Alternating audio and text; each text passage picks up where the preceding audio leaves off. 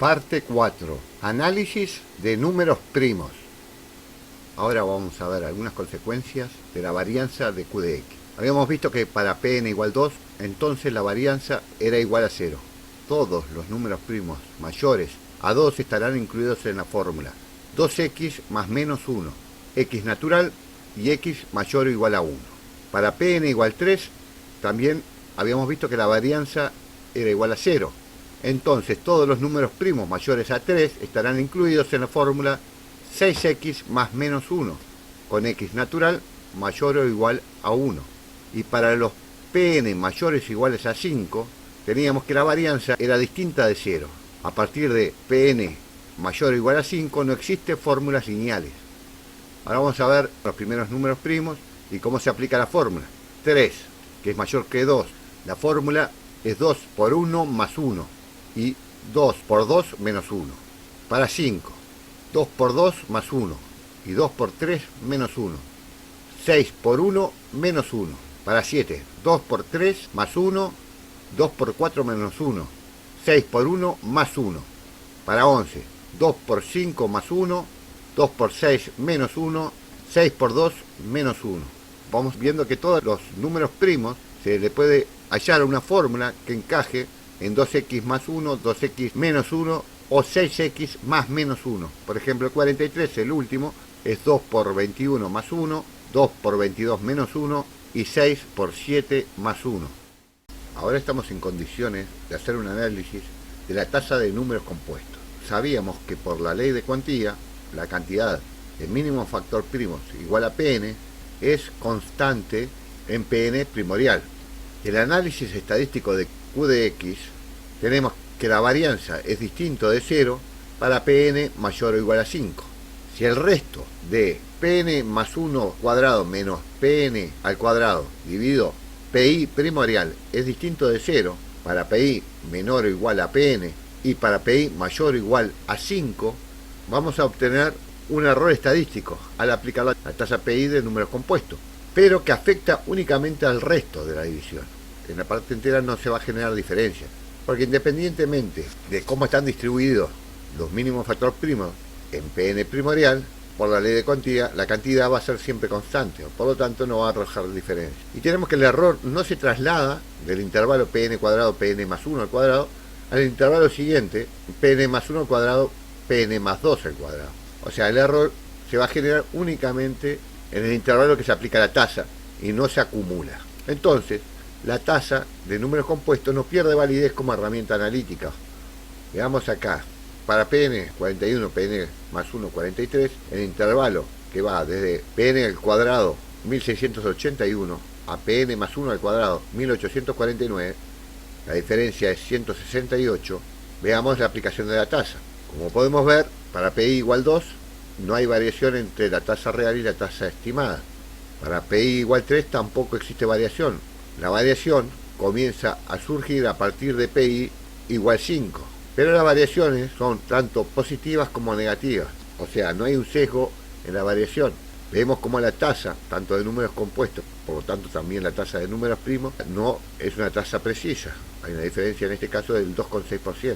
Veamos para el intervalo siguiente, de 43 a 47. Para Pi igual 2, no hay variación, para Pi igual 3 tampoco existe variación entre la tasa estimada y la real. En este caso, para Pi igual 5 tampoco existe variación.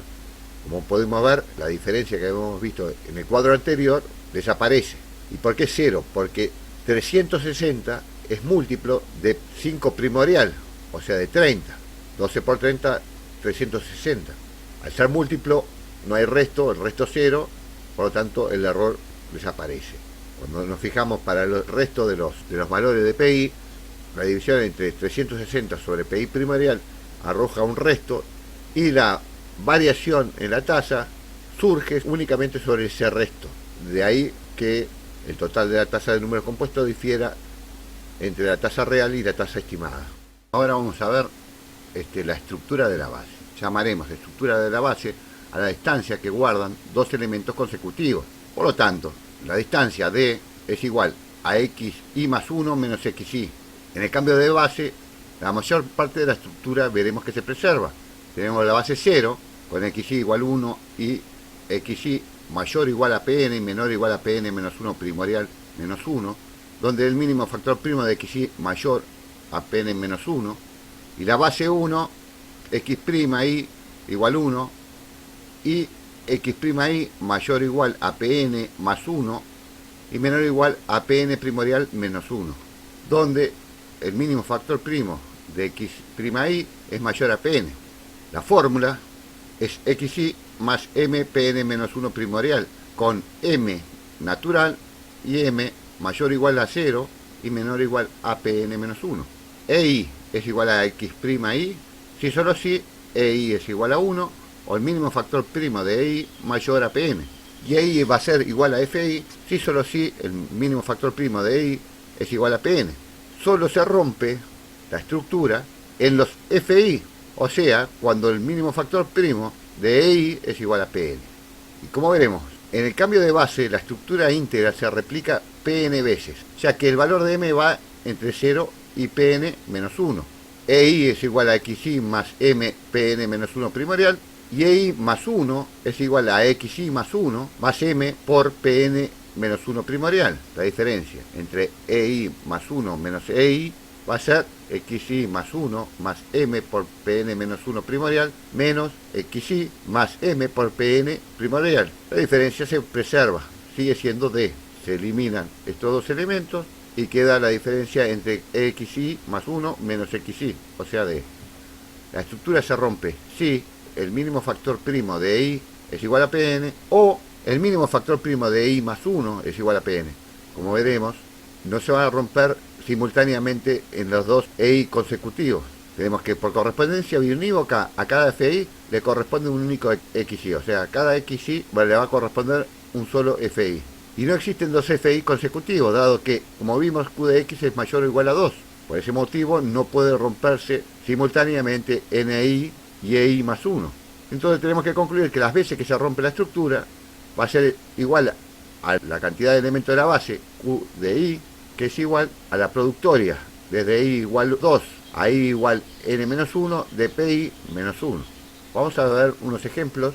La intención es mostrar unos ejemplos gráficos, partiendo de Pn igual 3, donde se forma la estructura por primera vez. Por lo tanto, la base va a ser 1, se va a replicar 3 veces, 1, 3 y 5. El FI va a ser 1 por 3, 3. En azul vamos a pintar el FI donde se rompe la base, el 3. Y en amarillo acá pintamos los elementos que se ven afectados al romperse la estructura, que es el 1 y el 5. Cuando pasamos a la base siguiente, para Pn igual 5, vemos cómo la estructura que surgió de la base anterior se replica 5 veces. Determinamos los FI, que son 5 por 1, 5, 5 por 5, 25. En azul volvemos a pintar donde se rompe la estructura, en el 5 y el 25. Y en naranja pintamos los elementos que se ven afectados al romperse la estructura. En este caso el 1 y el 7, porque el 5 está en el medio, y el 23 y el 29, dado que el 25 es donde se rompió la estructura. Vamos para Pn igual 7. Gráficamente los colores representan donde se preserva la base. Tenemos la base XY, se replica 7 veces, y determinamos los FI multiplicando la base por 7. Nuevamente en azul pintamos donde se rompe la estructura, y en naranja un poco más fuerte pintamos los elementos afectados por la ruptura de la estructura. Pasamos para el ejemplo siguiente. Nuevamente, vemos cómo se preserva parte de la estructura originaria.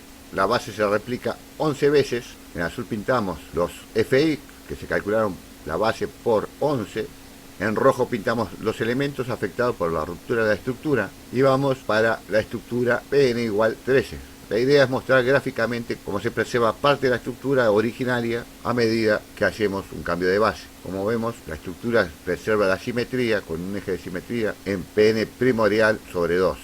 Ahora vamos a hallar la tasa de números compuestos en el intervalo Pn cuadrado, Pn más 1 al cuadrado. Teníamos que la tasa de números compuestos para un mínimo factor primo igual Pn era igual a la productoria desde I igual 2 hasta I igual a n menos 1 de Pi menos 1 sobre Pn primorial. La tasa de números compuestos en el intervalo va a ser la sumatoria desde I igual 2 hasta I igual n de la tasa de números compuestos cuyo mínimo factor primo es igual a P de I. Y esto nos quedaría la sumatoria desde 2 hasta n de la productoria desde j igual 2 hasta j igual i menos 1 de pj menos 1 sobre pi primorial. Ahora vamos a ver la tasa de números primos en el intervalo pn al cuadrado, pn más 1 al cuadrado. Va a ser la sumatoria de tasas para el mínimo factor primo igual pi desde i igual 2 hasta i igual n. Como veíamos, era 1 menos la tasa de números compuestos desde i igual 2 hasta i igual n para mínimo factor primo igual pi. Por lo tanto, la tasa de números primos va a ser la sumatoria desde i igual 2 hasta i igual n, de mínimo factor primo igual pi, nos va a quedar igual a la productoria desde i igual 2 hasta i igual n de p de i menos 1 sobre pn primorial. Es similar a la tasa de números compuestos para pn, pero la tasa de números compuestos llegaba hasta n menos 1 y ahora la tasa de todos los números primos en el intervalo llega hasta i igual n. Por lo tanto, la cantidad de números primos que vamos a tener en el intervalo va a ser la diferencia entre pn más 1 al cuadrado menos pn al cuadrado por la tasa de números primos. Ahora vamos a demostrar cómo llegamos a la tasa de números primos. Vamos a partir de p1 igual 2, por lo tanto la sumatoria va a ser un solo término, igual 2, que teníamos 1 menos la tasa de números compuestos. En este caso es 1 sobre 2, por lo tanto la tasa de números primos nos va a quedar P1 menos 1 sobre P1. Para P2 igual 3, segundo número primo, va a ser la sumatoria de i igual 2 hasta i igual 3 de la tasa de primos para el mínimo factor primo igual pi, y partimos la tasa que calculamos para pi igual 2 y le restamos la tasa de números compuestos P1 igual 2, que era 2 menos 1 sobre primorial de 3, 2 por 3. Si desarrollamos, tenemos que multiplicar al primer término por P2 y nos queda la misma base. Desarrollamos y nos queda igual a P1 menos 1 por P2 menos 1 sobre P1 por P2.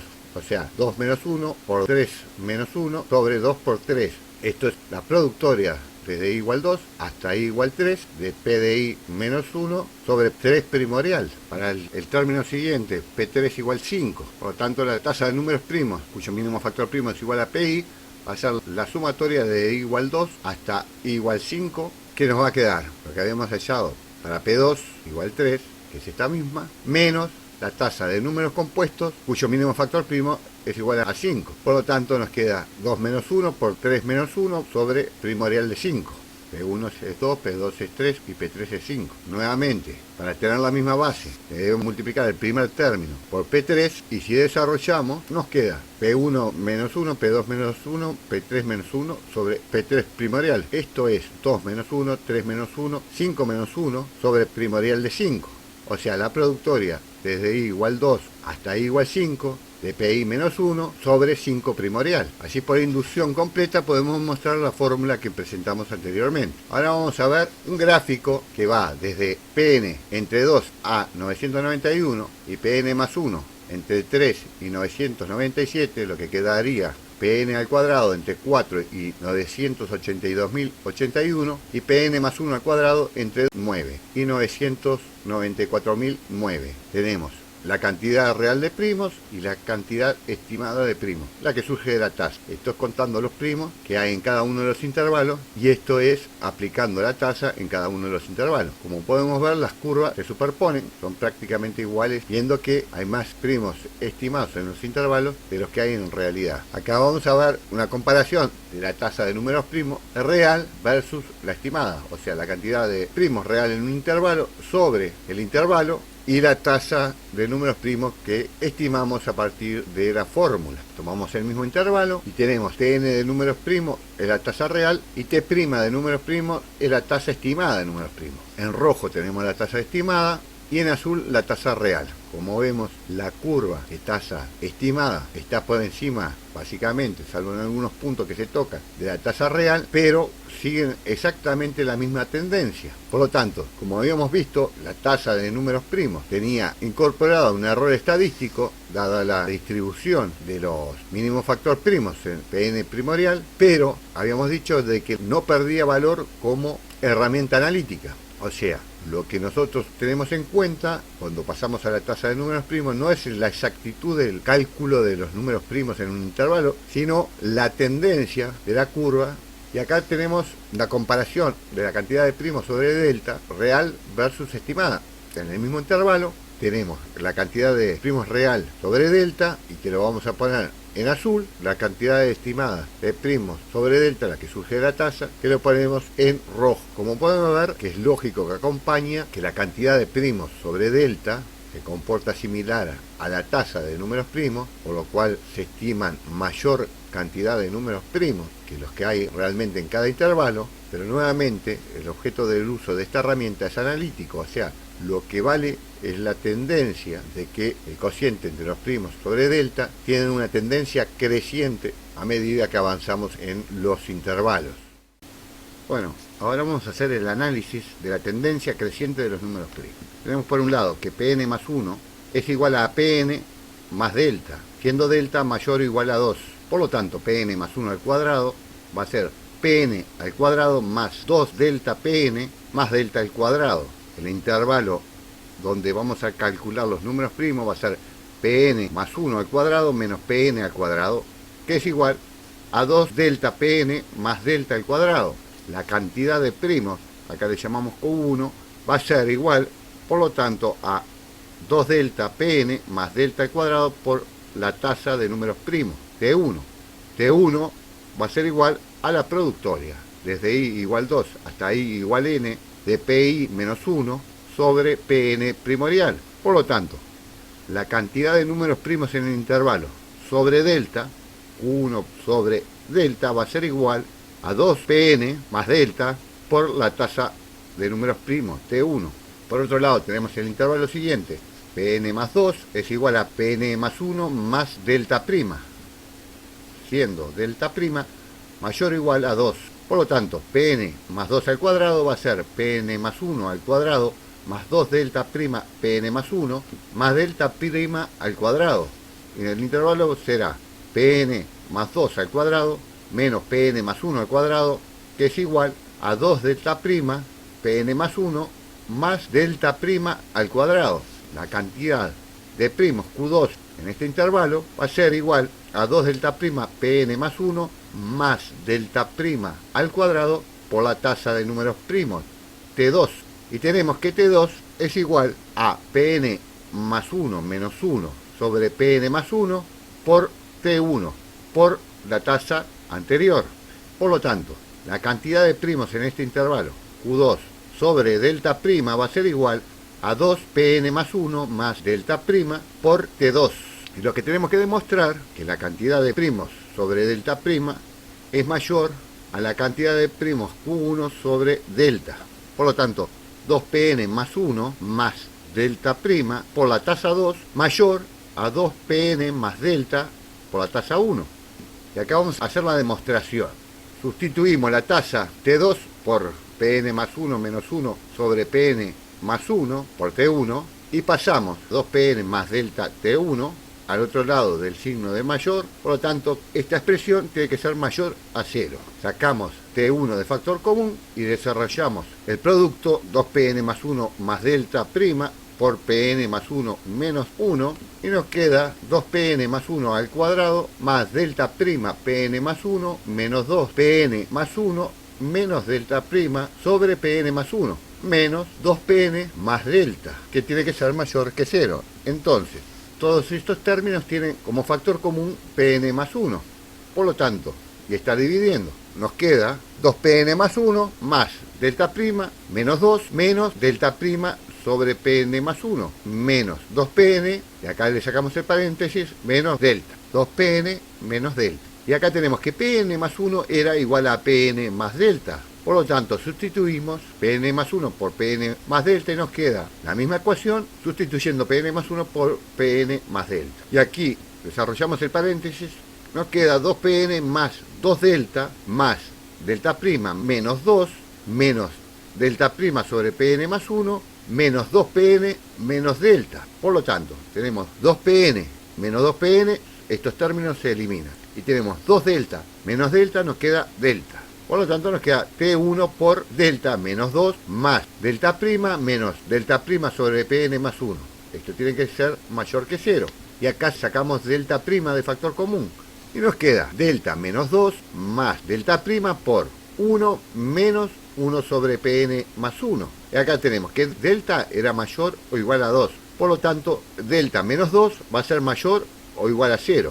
Y acá tenemos 1 sobre Pn más 1, como este es positivo, 1 sobre Pn más 1 va a ser mayor que 0 y menor que 1. Por lo tanto, 1 menos 1 sobre Pn más 1 va a ser también mayor que 0 y menor a 1. Por lo tanto, este producto es positivo, estos dos es positivo, toda esta expresión es positiva, por lo tanto es mayor a 0, que era lo que queríamos demostrar. Bueno, hemos analizado de que existe una tendencia creciente de los números primos en el cociente, cantidad de primos, en un intervalo dividido el delta. Lo que el hecho de que se encuentren más números primos en un intervalo respecto al siguiente depende también del delta. Por lo tanto, es importante analizar cuando el delta es igual al delta prima para 3 primos consecutivos. Por ejemplo, delta igual 2 y tenemos 3 primos consecutivos con delta igual 2, el 3, el 5 y el 7. Ahora vamos a ver, para Pn mayor que 3, que debemos recurrir a la fórmula lineal 6x más menos 1. Esta fórmula incluye a todos los primos mayores que 3. Para delta igual 2, tenemos 6x menos 1 y la diferencia entre Pn y Pn más 1 tiene que ser igual a 2. Por lo tanto, si Pn es igual a 6x menos 1, Pn más 1 va a ser 6x más 1. En otra combinación no encontramos la diferencia igual a 2. Acá vemos que Pn más 1 menos Pn va a ser 6x más 1 menos 6x menos 1, que es igual a 2. Pn más 2 tiene que ser también con delta igual 2, por lo tanto si Pn más 1 es 6x más 1, Pn más 2 es 6x más 1 más 2, que es igual a 6x más 3. Esta ecuación tiene como mínimo factor primo 3, dado que queda 3 por 2x más 1. Por lo tanto, el mínimo factor primo siempre va a ser igual a 3, lo cual indica que no existen 3 primos consecutivos para Pn mayor que 3, cuyo delta y delta prima sean igual a 2. Ahora vamos a ver para delta igual 4. Nuevamente partimos de Pn igual a 6x más 1. Para Pn más 1 vamos a tener 6x más 1 menos 1. El valor de x' de Pn más 1 tiene que ser tal que la diferencia nos dé igual a 4. Por lo tanto queda 6x más 1. Tenemos Pn más 1 menos Pn es igual a 6x más 1 menos 1 menos 6x más 1, que es Pn, que es igual a 6x más 6 menos 1 menos 6x menos 1, que es igual a 4. Este es el único valor que puede adoptar x' que nos da la diferencia entre los dos primos consecutivos igual a 4. Por lo tanto, Pn más 2 tiene que ser Pn más 1 más 4. Entonces 6x más 1 menos 1 más 4. Desarrollamos, nos queda 6x más 5 más 4 igual a 6x más 9. Por lo tanto, también tiene como mínimo factor primo 3. Sacamos 3 de factor común, nos queda 3 por 2x más 3. Mínimo factor primo de Pn más 2 igual 3. Por lo tanto, tenemos que concluir que no existen 3 primos consecutivos con delta igual a delta prima igual a 4. Ahora vamos a ver el análisis para delta igual delta prima con delta igual 6. Vamos a partir de la primera ecuación, una parte A, donde tenemos que Pn es 6x menos 1, por lo tanto, Pn más 1 tiene que ser 6 y x' va a tomar el valor de x más 1 y menos 1. Si hacemos la diferencia entre Pn más 1 menos Pn, tenemos 6x más 1 menos 1 menos 6x menos 1 es igual a 6x más 6 menos 1 menos 6x más 1 igual a 6, que es la diferencia que tenemos que encontrar, delta igual 6. Para Pn más 2 tenemos 6x más 1, o sea, Pn más 1 menos 1 más 6, que nos queda 6x más 2 menos 1. X más 2 sería igual a x', por lo tanto, Pn más 2 sería igual a 6x' menos 1. Por lo tanto, partiendo de 6x menos 1 podemos encontrar 3 primos consecutivos cuyo delta sea igual a 6. Ahora vamos a la parte B con la ecuación 6x más 1. Por lo tanto, Pn más 1 tendría que ser 6 y el x' acá sería x más 1 más 1. Si hacemos la diferencia, tenemos Pn más 1 menos Pn igual a 6x más 1 más 1 menos 6x más 1, que es igual a 6x más 6 más 1 menos 6x menos 1 igual a 6. Pn más 2 tendría que ser Pn más 1 más 6, por lo tanto quedaría 6x más 1 más 1 más 6, que es igual a 6x más 2 más 1. X' de Pn más 2 sería x más 2, por lo tanto existe una ecuación para Pn más 2 que cumple que 6x' más 1 puede llegar a ser número primo. Debemos concluir que para obtener 3 primos consecutivos mayores a 3 con delta igual a delta prima, entonces delta debe ser mayor o igual a 6. Vamos a unos ejemplos. Para delta mayor o igual a 6, con delta igual a delta prima. Tres primos consecutivos. Tenemos, por ejemplo, Pn igual 47, Pn más 1 igual 53, es primo, son los dos primos, y Pn más 2 igual 59, también primo. Tenemos tres primos consecutivos con delta igual a delta prima igual a 6. Otro ejemplo, Pn igual 199, que es primo, Pn más 1 igual 211, que es primo también, y Pn más 2 igual 223, otro primo más. Entre ellos la diferencia son 12, por lo tanto delta igual delta prima igual a 2. Y otro ejemplo más, Pn igual 971 primo, Pn más 1 igual 977 también primo, y Pn más 2 983, otro primo. Tres primos consecutivos cuyo delta es igual a delta prima igual a 6.